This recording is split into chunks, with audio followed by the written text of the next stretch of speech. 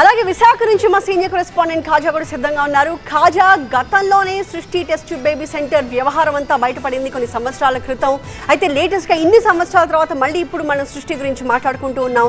సృష్టి test baby centre మాటున జరుగుతున్న వ్యవహారం అంతా ఇప్పుడు బయటకు వస్తుంది. అంతేకాదు డాక్టర్ నమ్రత కొడుకు జయంత్ కృష్ణ అక్కడే ఒక లీగల్ ఆఫీస్ని కూడా ఏర్పాటు చేసుకోవడం, అంటే లీగల్ పరంగా చట్టం పరంగా ఎలాంటి లొసుగులు ఉన్నాయో అతనికి బాగా తెలుసు కాబట్టి ఎలాంటి లీగాలిటీస్ ఇష్యూస్ రాకుండా ఉండడానికి ఏ రకంగా అతను మేనేజ్ చేస్తూ వచ్చాడు ఇన్ని సంవత్సరాలుగా.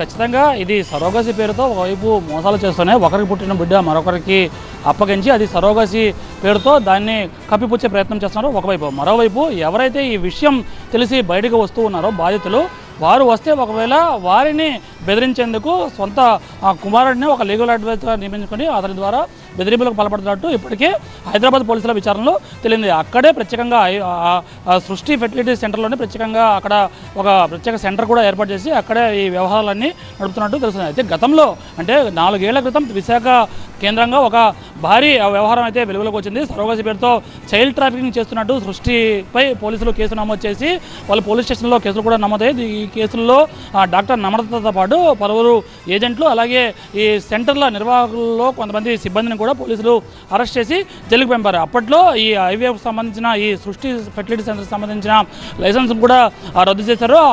ఇండియన్ మెడికల్ కౌన్సిల్ ద్వారా ప్రత్యేక చర్యలు కూడా తీసుకునే పని అప్పుడు ప్రారంభించారు. అయినప్పటికీ ఈ సృష్టి ఆగడాలు అడ్డుకట్ట పడే పరిస్థితి కనిపించలేదు. 2018 నుంచి 2013 వరకు మాత్రమే సృష్టికి సంబంధించిన విశాఖలో ఒక అనుమతి ఉంది. అయినప్పటికీ విశాఖలో గుట్టుచప్పుడు కాకుండా ఈ కేంద్రం ఏదైతే నడుస్తుందో ఇది నిర్మాణంలో ఉన్న భవనం ఇది త్వరలోనే ఈ భవనాన్ని ప్రారంభించబోతున్నారు.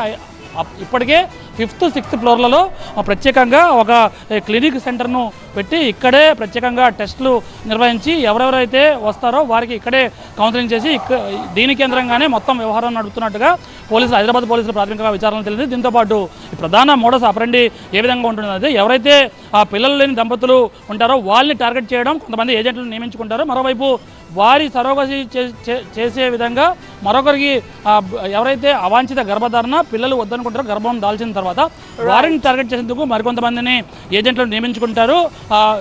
ఏజెన్సీ ప్రాంతాల్లో అలాగే గ్రామీణ ప్రాంతాల్లోకి వెళ్ళి వాళ్ళని గుర్తించి వాళ్ళని తీసుకొచ్చి వాళ్ళకు పుట్టిన బిడ్డను సరోగసి చేసే దంపతులకు అప్పగిస్తారు. ఇలాగే చూడొచ్చు ఇక్కడ ప్రత్యేకంగా ఫ్రీ మెడికల్ క్యాంప్ అని కూడా ప్రత్యేకంగా బోర్డు పెట్టారు. ఇలాగే గతంలో కూడా ఫ్రీ మెడికల్ క్యాంప్ పేరుతో బోర్డులు పెట్టి ఎవరెవరైతే ఈ గర్భిణీ స్త్రీలు పేద మహిళలు ఉంటారో వాళ్ళని టార్గెట్ చేసి వాళ్ళని మొబిలైజ్ చేసి అధిక డబ్బులు ఇస్తామని ఆశ చూపి వాళ్ళ బిడ్డలను తీసుకొని అయిన తర్వాత ఆ బిడ్డలను ఈ సరోగసి అంటే ఎవరైతే పిల్లలు లేని దంపతులు సరోగసి కోసం వస్తారో వాళ్ళకి అందజేస్తూ ఉండడం ఈ సృష్టి ప్రధానంగా మోడస్ ఆపరెండిగా చెప్పుకోవచ్చు. ఈ హైదరాబాద్ కేసులో కూడా ఇదే విషయం వెలుగులోకి రావడంతో విశాఖ లింకులు బయటపడడంతో ఒకసారిగా మరొకసారి విశాఖ వైపు అధికారులు చూస్తున్నారు. ఇక్కడ వైద్య ఆరోగ్య శాఖ అధికారులు కూడా కనీసం పట్టినట్టు వ్యవహరిస్తుండడం వల్లే ఈ సృష్టి ఆగడాలు మరింత వెలుగులోకి వస్తున్నాయనే ఆరోపణలు కూడా ఉన్నాయి. కేవలం సృష్టియే కాదు, విశాఖ వ్యాప్తంగా దాదాపుగా 50 ఐవీఎఫ్ సెంటర్లు, అందులో 9 వాటికి అనుమతి ఉంది.